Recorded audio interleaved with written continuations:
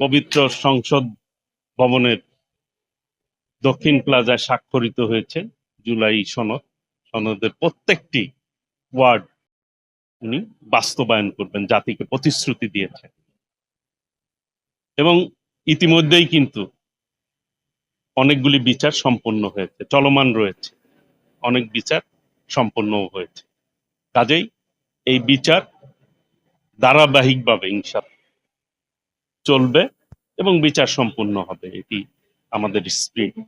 এবং এই বাংলাদেশকে বুকে ধারণ করে আমরা ঐক্যবদ্ধভাবে সকল ফ্যাসিবাদী শক্তির বিরুদ্ধে ঐক্যবদ্ধভাবে গণতান্ত্রিকগামী সকল শক্তি যারা গণতন্ত্রকে বুকে ধারণ করে, লালন করে, যে শহীদরা গণতন্ত্রের জন্য রক্ত দিয়েছেন, তাদের সেই রক্তের প্রতি আমরা শ্রদ্ধা জানাই।